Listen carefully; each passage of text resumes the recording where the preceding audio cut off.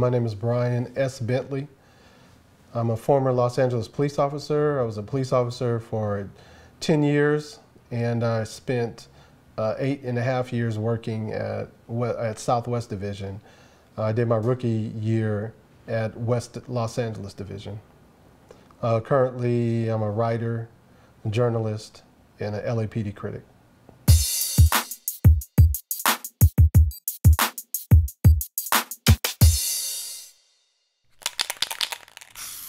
I was there when during the O.J. Simpson trial. I was there when my ex-partner, Kevin Gaines, was killed. And I was also part of an extensive investigation. And it was just a horrible time. People aren't interested in hearing about officers' rights being violated when officers violate other people's rights. Now, you mentioned Kevin Gaines a moment ago. Can you tell us what you know about Kevin Gaines, what type of cop he was, and more about him, the person? Well, he was a nice person, very nice person, friendly, would help anybody that needed help. The thing that the media failed to mention and talk about is that Kevin Gaines' mother was killed by the LAPD. She had a seizure, diabetic seizure. The police department responded and they thought that she was on drugs, and they handcuffed her and didn't give her medical attention in a timely manner, and she passed away. And there was a lawsuit against the LAPD in which he and his family won. So Kevin Gaines had money before, all the time they talk about he lived above his means. They never mentioned that fact in that lawsuit. Kevin Gaines was just like many of the other officers on the job who didn't conform to the quote-unquote LAPD, the blue. He was harassed, and he may have received some suspension days for minor things that others wouldn't have received. And so, like many other officers, he was angry about that, just as I was.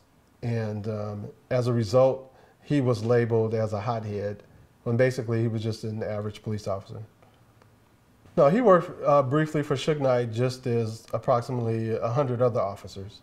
Officers were paid $75 an hour to work for Suge Knight.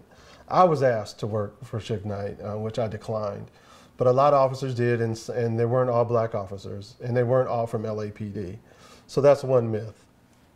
Another thing is that yes, he did. He was living with Suge Knight's estranged wife, okay? And that's another reason, too, where they say he may have been living above his means, okay? He's living with the wife of a millionaire. Of course, he's going to have a little extra more things. 100 millionaire. Exactly.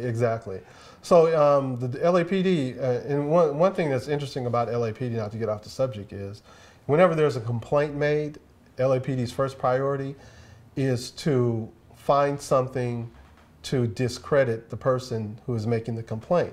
Such as if you go in and make a complaint on an officer, the first thing they'll do is run your record, see if you have any warrants, see if you were arrested, see if you got any tickets, and the first line on that complaint form will be, Alex is in here making this complaint because he has a warrant. And that's why he's angry against the police department. Well, the police department does the same thing when they investigate other officers. And then in this case, when they wanted to clear Detective Lyga, they went after Kevin Gaines' character to assassinate his character first. When you say Kevin Gaines, people automatically think of Rampart. And it's because of what LAPD did to tarnish his name to clear Detective Lyga. From my understanding, he did not have a role in any of the Rampart. He never worked Rampart, as all those other officers did. And as I mentioned before, he worked for Death Row, just like a lot of other officers did. There's no connection with him in the Rampart scandal, absolutely none. He wasn't arrested for drugs. He wasn't partners with any of those guys. And most of what those guys did was on duty in Rampart. They took drugs from drug dealers and allegedly killed people while they were working in Rampart as partners. When I was a rookie, I did my rookie season, what they call probationer, at West LA Division, and Detective Lyga was a training officer. Everybody knew who he was, particularly the black officers, because we were told to watch out for him. that he couldn't be trusted and that he didn't like blacks. I tried to speak to him several times. He never even looked at me. He just continued on his way. And I've never had a conversation with him to the point where I never even looked at him. But his reputation was known throughout the division. Now, this was back in '89? This would have been in 90, between 90 and 91, because I was out of the academy, so that it would have been that time. Well, it was told back then in 1990, 1989, there was no secret. It wasn't a bad thing to be a racist if you were in the LAPD. My first training officer told me, my orientation was, my training officer was very nice, very polite. He just told me straightforward, I don't like blacks and I don't like minorities. I don't think that you belong on this job. The only reason you're on this job is because of affirmative action. And my job is not to train you, it's to get rid of you. That was my orientation. Told to me straight up. I went back to West LA Division in somewhere around 1998, or 97, when this shooting occurred, when Detective Lyga shot Kevin Gaines. I walked into the station, into the front area, and Detective Lyga was there. This was shortly after the shooting. Another officer asked him, he was surprised that he was out in the field so recently after the shooting. And he told him that he was cleared right away, that there was never an investigation, that the investigating detective told him that he would clear him and do whatever he could to clear his name, and he was never taken out of the field. That sent an alert, and I've been on this ever since. And I said I would never give up after hearing that. So when I heard this audio, I wasn't really surprised. I wasn't surprised at the content, because I know that's his character. It sounded just like him. The arrogance, the cockiness, the boldness, that was Detective Lyga all the way. So I wasn't surprised by the content. It was disturbing that he made it in front of approximately 38 people who were potentially 38 witnesses. And he felt comfortable enough that these people wouldn't tell on him and that what he was doing was okay. You know, that was disturbing. Also, too, he put these officers' careers in jeopardy because it's against department policy not to report misconduct.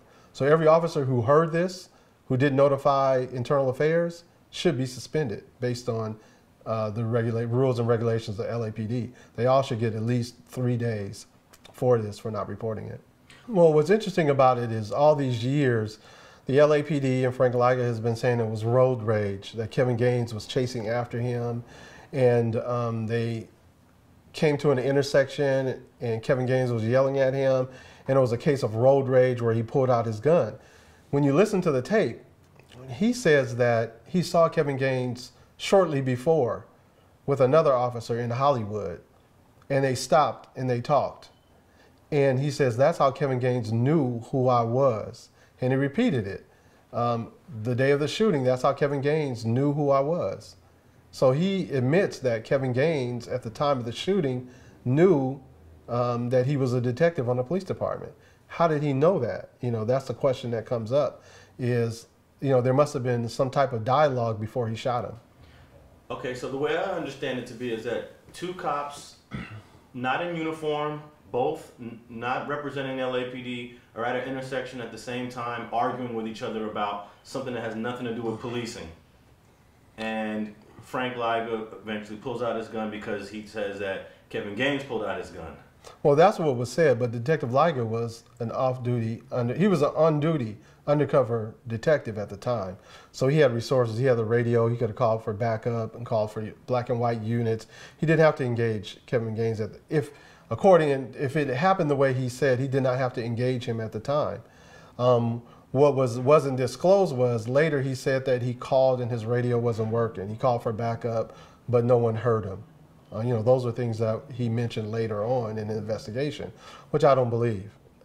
He said that Kevin Gaines said words like, "I'm going to cap you," dialogue that you hear on TV, you know, not real gang terms. And so, you know, it was fabricated. But in this, and I've always believed, and I worked with Kevin Gaines, I know for a fact he knew who Detective Lyga was. I know his tactics. I know how he would approach this situation tactically. I know that he would not pull out a gun and just point it at somebody. He's trained when you point pull out your gun, you're pointing it to shoot, to engage a person.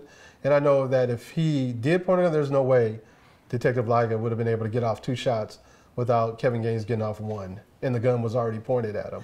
You know, it's impossible. And Kevin Gaines was left-handed, and that's another thing. He would have had to reach around this way to do that, and I know he wouldn't do that. At this moment, we don't have proof that Lyga knew who Kevin Gaines was, but we know that Kevin Gaines knew who Detective Lyga was. And also, too, Detective Lyga is a seasoned veteran. He knows what a gang member looks like. He knows the actions of a gang member. Kevin Gaines never looked like a gang member, always sharply dressed, you know, well-groomed. There was nothing about him that said gang member other than he was black. That was it. And Detective Lyga, experienced detective, knew that. The reason this didn't get a thorough investigation, one, was because the investigator was friends with Detective Lyga, still is close friends with Detective Lyga, and that's how the department works. If you have a friend, they got your back. Another thing, there wasn't a thorough investigation of the fear of what the outcome might be. I mean, there's allegations that this was a hit, that if Kevin Gaines is tied to Rampart, Detective Lyga could be tied to Rampart, could be tied to Suge Knight as well.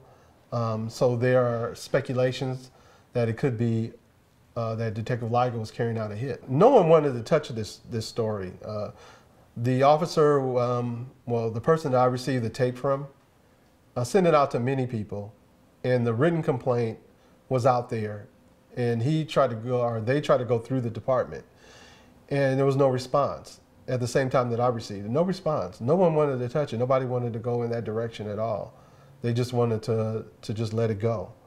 So nobody wants to comment on it, and it's just so that it just recently hit the media. Now people feel compelled, they're being forced to make statements about it. So eventually the city council is going to have to say something.